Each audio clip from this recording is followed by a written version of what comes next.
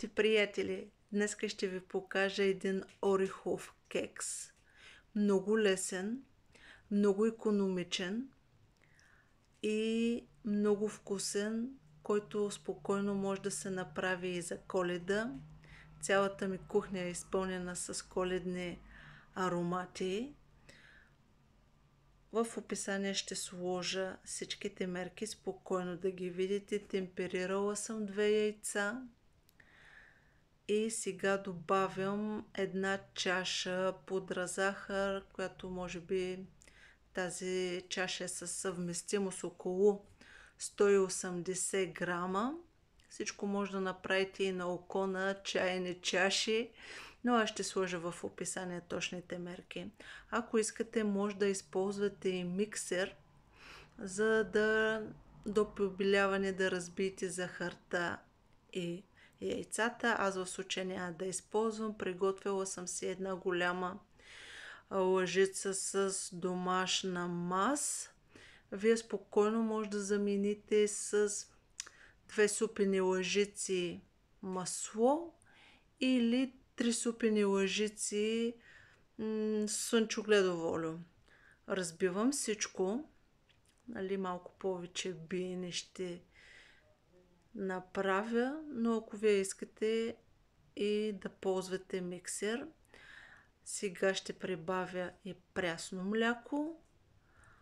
Ще разбия добре. Между другото, тази рецепта е много сполучлива. Правя я и с кисело млеко. Много ползвам аз и цвик, понеже цъда много кисело млеко.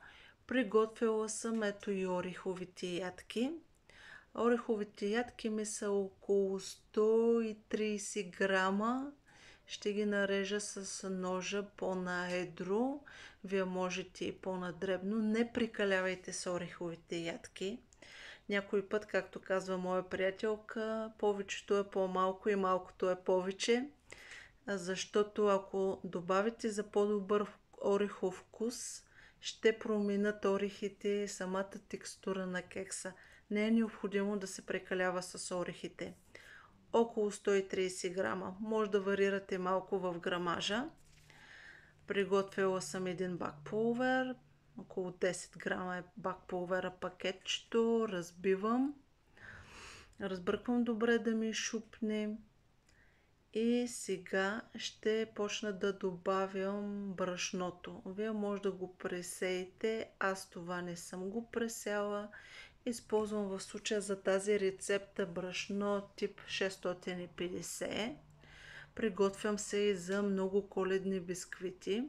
Дори разработвам една рецепта, която ще я тествам да я направя почти готова и да я замразя в фризера, и за да видя как ще се получат бисквитите и да съм готова за Коледа.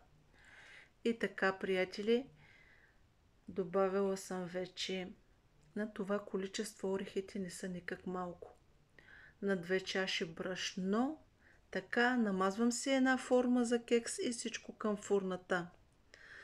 Преди да отиде всичко към фурната, вълшебната съставка карамфил. Смаляла съм една чайна лъжичка карамфил и малко индийско орехче.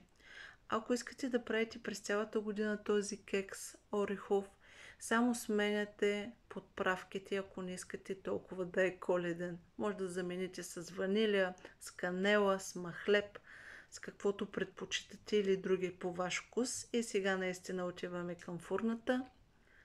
Така, приятели, сега ще направя едно поръсване с пудра захар. Този кекс ще си го кръста орехов кекс бяла Коледа. Почти сме готови. Между другото, много добре се получава и с бяла глазура. Може би ще ви покажа един друг тип коледен кекс. И сега ще виждам още някои местенца, които е добре да се поръсат с... така, дядо Коледа е вече тук. Да ви е сладко, приятели. Благодаря ви за подкрепата.